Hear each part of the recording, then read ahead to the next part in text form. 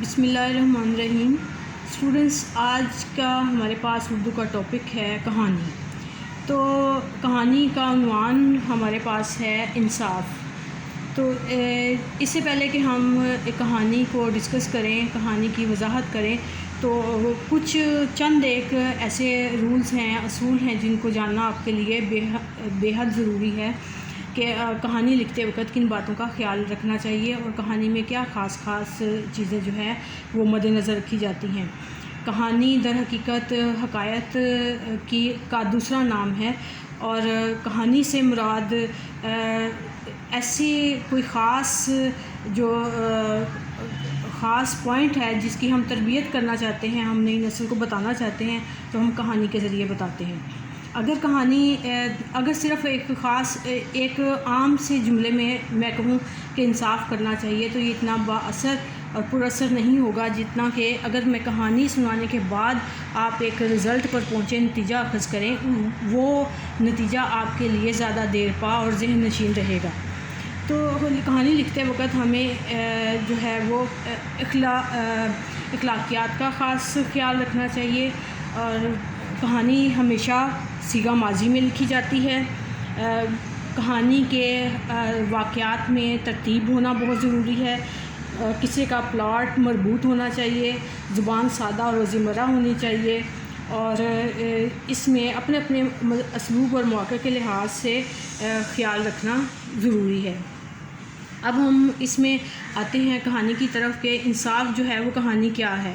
ہم اپنے بڑوں سے کہانیاں اسی طرح سے سنتے آئے ہیں، اور اپنے آنے والی نسلوں کو بھی ہم اس طرح سے سنا سکتے ہیں۔ ایک دفعہ کا ذکر ہے کہ سلطان مراد ترکستان کا بادشاہ تھا، اور اس نے ایک مسجد جو ہے وہ خوبصورت مسجد کا نقشہ بنایا اور اس کی تعمیر کا حکم دیا۔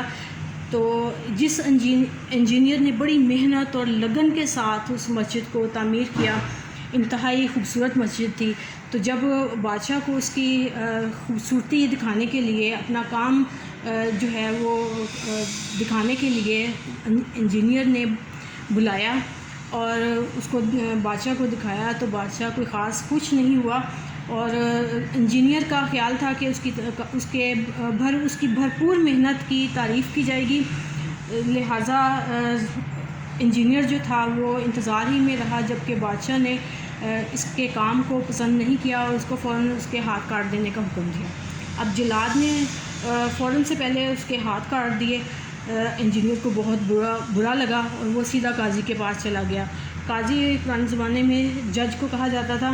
قاضی نے جو ہے وہ فیصلہ سنایا کہ جس طرح سے جس نے اس کے ہاتھ کاٹے ہیں اس شخص کے بھی ہاتھ کاٹ دیے جائیں۔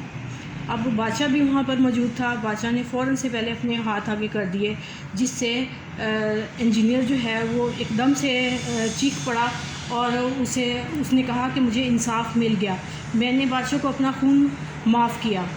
تو جس کو سنتے ہوئے قاضی نے اپنا فیصلہ واپس لے لیا، لہٰذا بادشاہ بھی خوش تھا کہ اس کے ملک میں ایسے انصاف کرنے والے قاضی جو ہیں، جج صاحبان جو ہیں وہ بیٹھے ہیں، جو کہ بادشاہ کو بھی انصاف کے سلسلے میں بادشاہ کو بھی معاف نہیں کرتے۔